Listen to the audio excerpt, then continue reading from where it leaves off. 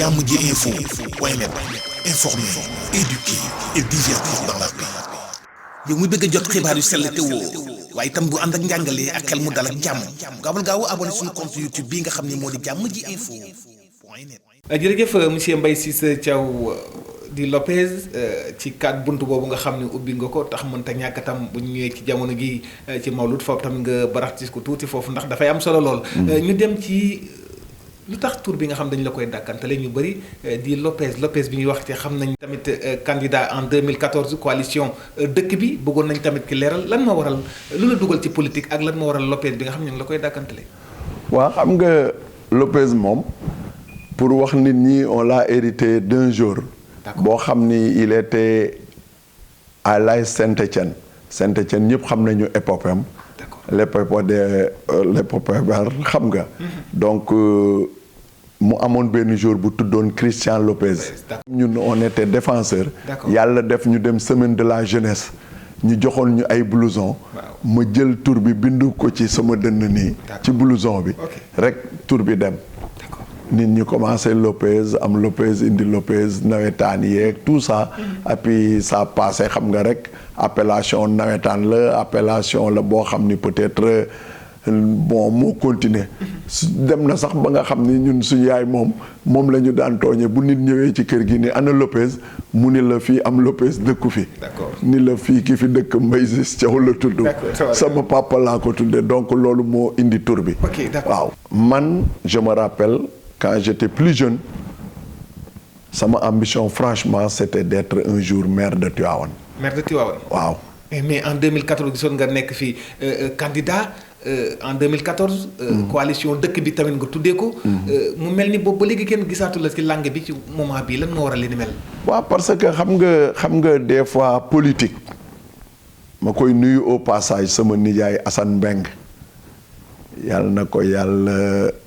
gën a may wér-gu-yaram yokk ko def may ko gudd fan ma ko daan tooñ ni ko élage mu ni ma ni ko man de damaa am benn objectif mu ni ma lan la ma ni ko damaa bëgg a nekk maire de Tivaouane xam nga idée xale gis ni man Tivaouane ni mu ma toll at fi ma ko bëgg vraiment toll na ma foo xam ni bu ma sañoon ni ma gisee vision pour être maire de Tivaouane mooy yokk dëkk.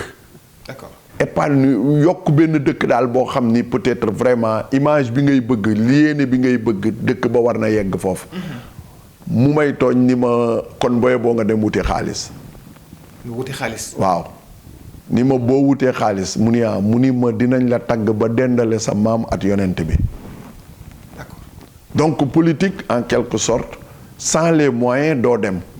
man nag li ma ci boole yàlla la. parce que dama dem Europe ñibbisi ni non damay dem pour nekk candidat maire bi ma ñëwee notion yi bariwul peut-être dund naa fa politiquement avec certaines autorités en Italie ànd ak ñoom ci yenn contexte yi bon donc ça local jot rek bon ma ni damay ñëw bokk si bi ma ñëwee ma laaj ay information nan la ñuy def pour nekk candidat ñu ni ma soit nga am sa récépissé wala nga bokk ci benn liste benn ku am partem wala vraiment nga dem individuellement. yàlla def ma xam benn waay mu ni ma nañ dem Dakar xam naa ko am récépissé mu jox la ko ñu dem je me suis présenté wax ko sama ambition wax ko qu'est-ce que je veux à Tivaouane mu woo secrétaire am ni ko def ko le représentant de notre parti à Tivaouane. D'accord. Alors lu la yàlla di boole comme inspiration. man ma dem ci ni noonu naa def de bouche à oreille fu ma laaj kan ak kan ñoo fi nekk candidat ñu ni diw at diw ma ni at man ñu wax ma wan leen sama récépissé ni leen damay def élection. mais est-ce que xam nga ni kon donc sa expérience politiquement taxawul woon dafa mel ni yaa ngi soog a door ci njëlbéen mais tamit bëggoon. non man je suis venu un peu tard à la politique. parce que instant ba may laaj nijaay Assane Mbeng naan ko dama bëgg a nekk un jour maire de Tivaouane moom il était dans le plein du parti socialiste. bu ñu fa demoon. et je me rappelle sama papa Momad Cissé nga xam ni c'est un ancien de la politique. nekkoon ak Ablaye Wade. bi ma demee di ko seeti di ko wax dama bëgg a nekk candidat maire Tivaouane li nga ma wax nii moom la ma wax ni ma tu es venu un peu tard à la politique mu ni ma yow toll na foo xam ni boo laajoon Tivaouane lu toll nii ñeme woo ko fee yàq mais vu ça, par exemple le retard qu'on a accumulé voyager dem à l'étranger tout ça nous a fait perdre du temps bi ñuy ñëw tam on n'avait pas l'expérience mais yàlla def nañu boole ñu ànd ak ñaar ñu xarañ ci politique muy Alaaji Cissé ak Karim Sow alors vraiment ils m'ont épaulé et j'ai réussi à être candidat. D'accord. Très rapidement ñu ñëw ci 2014 boobu sa candidat en 2014-2021. Durant espace boobu yëpp. lan mooy sa mbébét ci Tivaouane boobu léegi dafa mel ni da nga lâché en quelque sorte da nga bàyyi sa loxo lan moo xew. waaw xam nga des fois boo ñëwee par exemple idéologie yi ma indiwaale woon pour être le maire de Tivaouane. D'accord. et ba léegi ñeme naa ko renouveler waat samay idée. yaa ngi ci dëggu ba léegi. ba léegi ku ñu mënti indi Tivaouane comme maire. mais lu tax ne ko candidat moment bi weesu ñoo ngi ci élection locale yi ñu jëm te kenn déggu la boobu ba léegi. mais parce que par exemple bu ma xoolee ni les choses ont changé il y a plus de candidats avec plus de moyens expérience bi ma jàll ci ginnaaw ma gis ni nit ñi xaalis la ñu gën a yitteel que ay idée bëgg wala ay ceeb ak ay dëwlin que ku leen yokkal seen dëkk ma gis ni bu ñu amee par exemple yenn idée yenn moyens yooyu ñu leen di may ñoom amuñu vision bi nga xam ni yow tu dois être vraiment libre de ton choix. du mbooloo moo lay boole. du ay nit ñooy ñëw indil la ceeb nga rus leen du nit mooy indil la dara da ngay toog seetaan déglu say idée say candidat nga ni kii moo ma doy. D'accord. après avec kooku. peut-être di nga opter pour moom. ma gis ni loolu amul Sénégal parce que idée yi ma doon wax nit ñi dañ ma doon wax ni ma idée yi ngay wax yegseegu fi. Exeegu fi. donc ma vivre expérience boobu comme je ne donnais pas de l'argent parce que politique boobu laa xam tey nii boo ma indilee sa projet wala indil ma sa xalaat ni ma man kat bëgg naa la jàppale mais loo may defal mënaguma laa defal dara tànk nekkaguma dara. D'accord. mais li ci am solo mooy bés bu ma faloo ni kii kat soutien la woon il avait un projet ñu jàpp ci kii kat amoon na lii bon mën naa ko jàppale ma jàppale ko. loolu moo doon idée bi nga xam ni man moom mais bi ma gisee ni la réalité sur le terrain c'est de l'argent ma gis ni se confronter avec des milliardaires c'est perdre des sous. J'ai préféré m'abstenir. D'accord kon rek bu ñuy dégg rek dafa mel ni jamono gi poste bi dafa bënn moo tax wala koom-koom gi demeetul noonu tax bu ñuy dégg sa biir wax. parce que moment bi moom gars yi duñ la xool dafa mel ni donc damay jëm très rapidement sa diggante ak Diop Sy. mu mel ni sa coalition bi 2014 ba léegi déggatuñ ko. li may dégg muy ruumandaat sa diggante ak Diop Sy lan la da nga bëgg lonkuwaat foofu pour wuti doole wala. non man maa nga foofu ca biir. Diop Sy. waaw. c'est une option boo xam ni man ma dem moo tax nga. non Diop Sy moi je l'ai avec sa coalition. j'étais candidat contre moom. ak ñi fi contre moom ak ñi fi nekkoon. j'étais candidat. D'accord. j'ai réussi à être candidat. j'ai fait une campagne. j'ai tout fait. mais bi ma gisee par exemple potentiel bi mu am. bi ma gisee amour bi mu am pour Tivaouane notre ville natale. bu ma gisee investissement yi mu fiy def. bu ma gisee par exemple que il n'a plus rien à gagner dans la politique. lu dul wut benn honneur. mooy un jour je veux être maire de Tivaouane. ma waxtaan ak moom ci ay domaines yu bëri. ma xam ni kii c'est une personne boo xam ni Tivaouane doit en profiter. mais monsieur Lopez lu tax mënoo demal sa bopp tam yow li nga xamante Diop Sy moo ko am yéene def Tivaouane tamit yow ba nga nekkee bitim réew sa yéene loolu la woon pourquoi pas ba léegi mënoo xar sa tànk tubéy ba léegi ci loolu. parce que on n'a pas les moyens yi war a dem campagne élection yombewul noonu. xaalis bi newatul fii. xaalis bi yombul noonu et puis non newatu fi sax liñ fi yoroon bi ñuy ñëw. yoretu fa mais tam li ñu yor as tuut duñ ko investir ci ay nit yoo xam ni c'est sûr que ni. duñ la voteel. mais ngëm-ngëm la rek. xam nga moi je pouvais faire benn candidature représentative. ñëw toute part.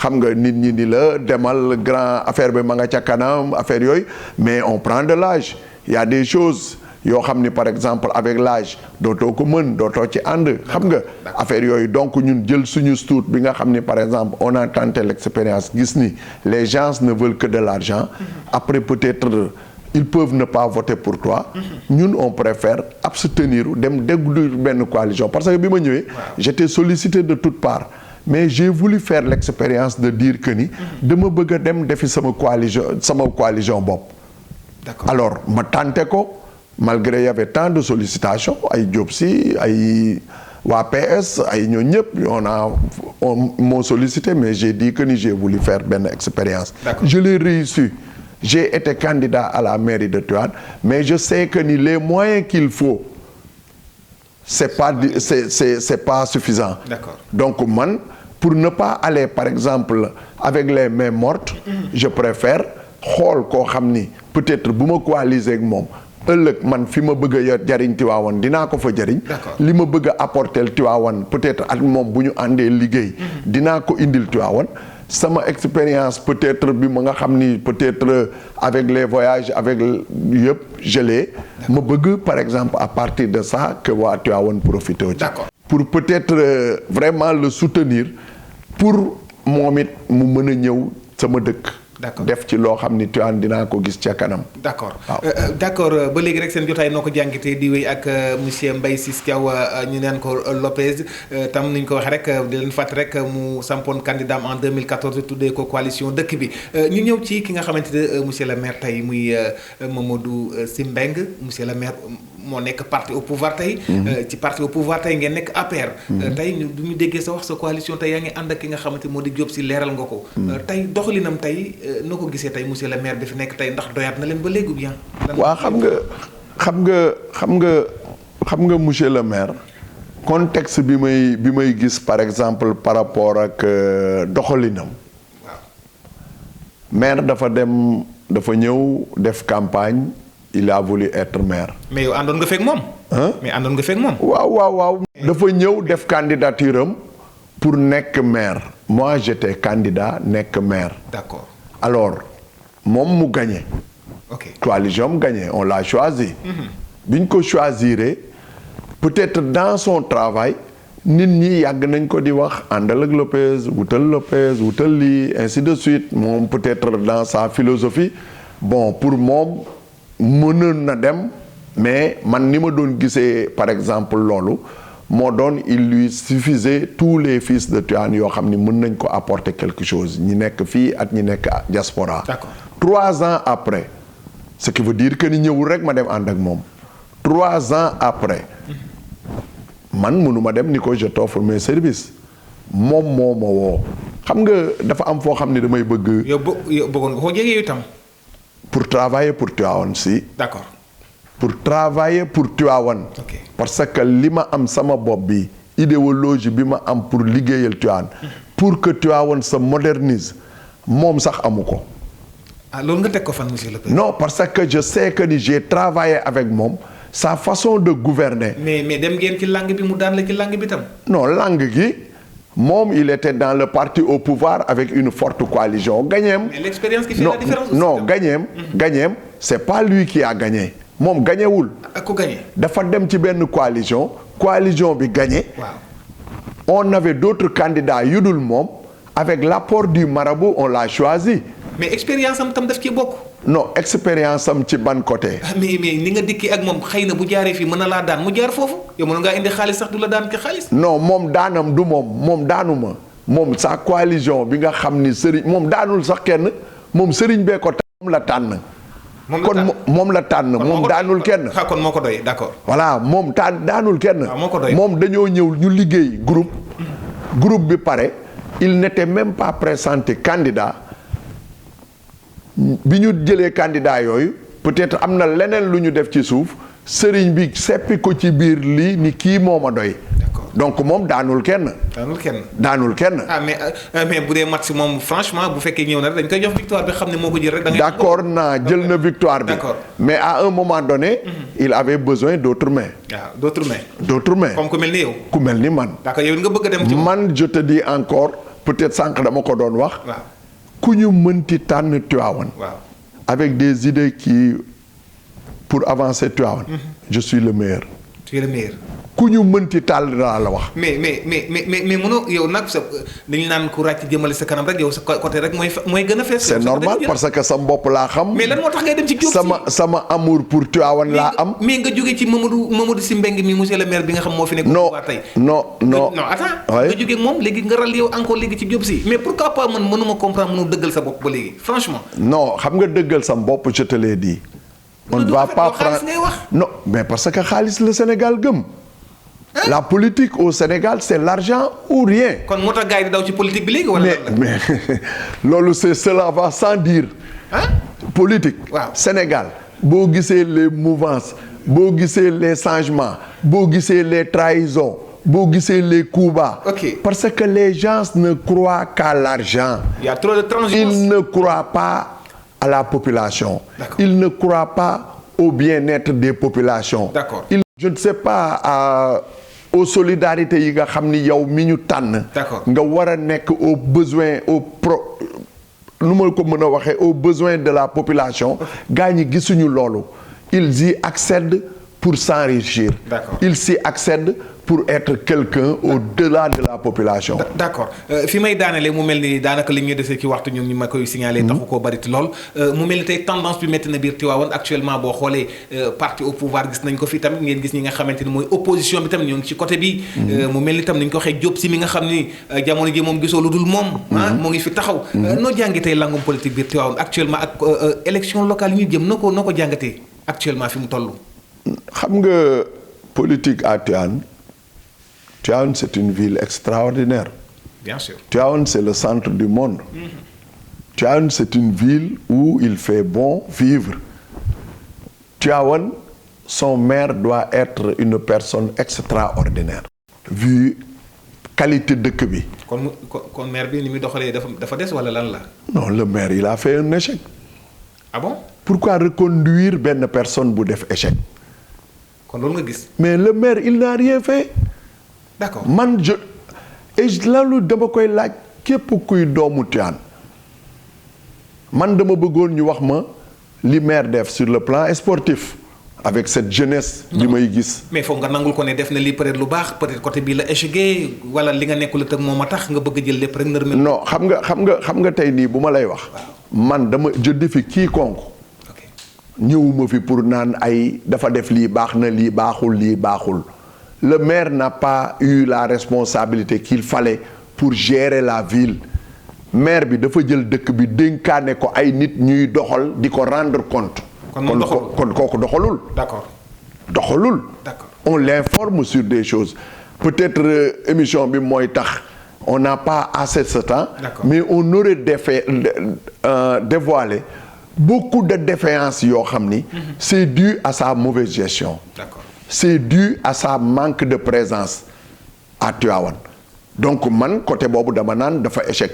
Sur le plan jeunesse quand je vois certains jeunes ñuy tourner autour du maire qu'il a fait pour la jeunesse manque d'infrastructure manque de lieux de distraction manque de lieux sportifs dama naan jeunesse bi lan la ñuy attendre ci moom avec des promesses non tenues buy promettre 3 fois de suite un stade gazonné ba léegi c'est pas réalisé muy promettre ay yeneen salle yoo xam ni peut-être on attend des moments pour tromper nit ñi pour faire des ouvertures nax nit ñi c'est de la tromperie moi je l'aurais vu en tant que jeune en tant que fils de Tivaouane mu gën ñoo bëgg ñun Tivaouane kon ñun ñoo koy campagnal tey. d'accord mu mel ni rek bëgg ko tam moo tax itam mu toog ci Tivaouane malgré dañ koy nangul tam loolu malgré yow sa position wala sa gis-gis am nga droit wax ko waaye tamit am na ñoo xam ne gis nañu ci beneen côté dem moo ngi liggéey xëy na d'accord dañuy nangu loolu fu may tëjee rek sa candidat mooy Diop Sy. sa xel dal na ci moom. non xam nga sama xel dal ci moom bu dalul ci moom du ma dem ci moom Diop woowu ma. mën ngaa dem ba xool ne xam ne kii rek moo tane naa dem ci moom nag quand même tam aussi kii moo tane au moins moo tane. mais bien sûr. moo tane quoi. non moo tane waxuma la tane sax. moo gën xam nga des fois par exemple tu ne peux pas on est en politique. D'accord. man dama dem ci Diop parce que j'ai plus d'espoir sur lui. D'accord. dama dem ci Diop parce que je sais que ni il peut apporter quelque chose. D'accord. à Tivaouane. Dama dem ci Diop, c'est parce que déjà le fait de créer des emplois pour des jeunes, il peut l'élargir, mais ci kaw mu am le poste de maire. D'accord. Pour Tivaouane. Am na solo. Donc loolu man moo ma poussé ci moom. D'accord. La confiance bu ma ko amul woon du ma dem ci moom. D'accord. Parce que on est en politique.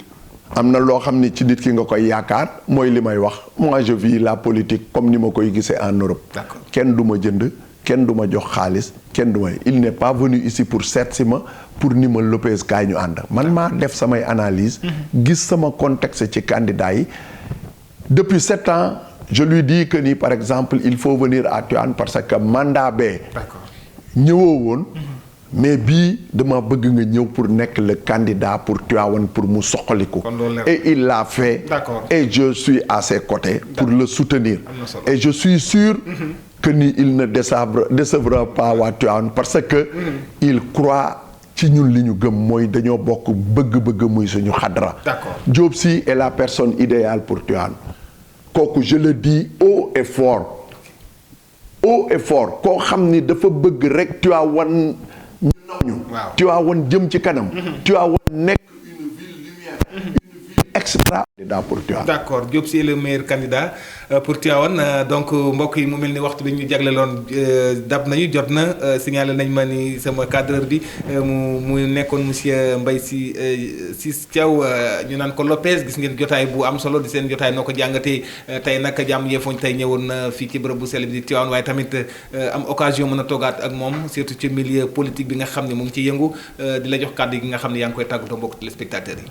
waaw xam nga Tivaouane moom mooy li may wax rek suñu dëkk la ça nous a vu naître ñu bëgg ko ci suñu xol mooy suñu bakken ñun Tivaouane mooy suñu lépp donc vraiment may remercier population Tivaouane di leen gën a soññ ci Tivaouane bi ñu bëgg Tivaouane bi ñu bëgg ñu defar ko mooy Tivaouane boo xam ni ñun ñëpp dañ ciy gis suñu bopp c'est pour loolu franchement dama ciy profito di ci woo appel sama mbokk yi nga xam ni ñu ngi ci diaspora bi di leen wax ni sori ngeen mais bu ñu sañoon ngeen jege vu expérience yi ñu am vu potentialité yi ñu am vu possibilité yi ñu am ñoom ñëpp bu ñu bàyyee seen wàcc indi ko Tivaouane vraiment Tivaouane dina jëm ci kanam bu kenn bañ a xeeb boppam ci li nga xam ni moom lay wut ma leen di lancer un appel ñoom it di leen wax ni Tivaouane mu ngi nii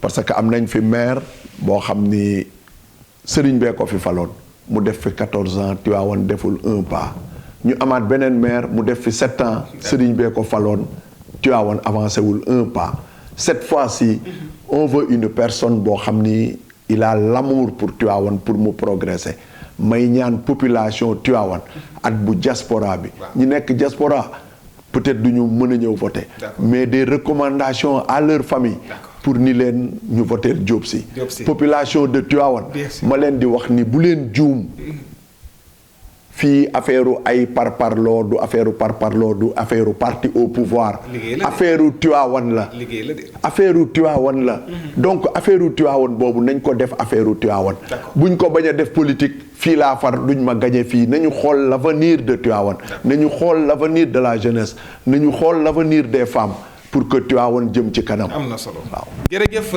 monsieur Mbaye Ciss Thiaw di Lopez ñu di ko santaat bu baax a baax ni ñu ko waxee.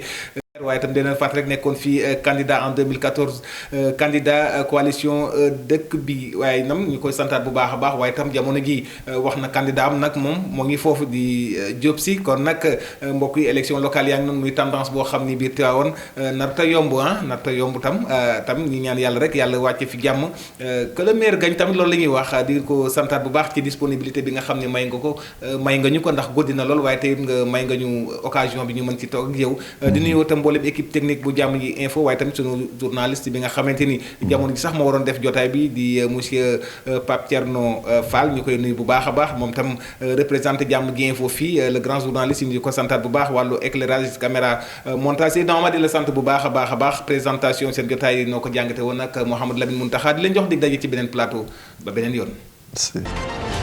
jàmm ji info point net informer, éduquer et divertir dans la paix. yow muy bëgg a jot xibaar yu sell te woo waaye itam bu ànd ak njàngalee ak xel mu dal ak jàmm gaawal gaaw abonné suñu compte YouTube bii nga xam ne moo di jàmm ji info.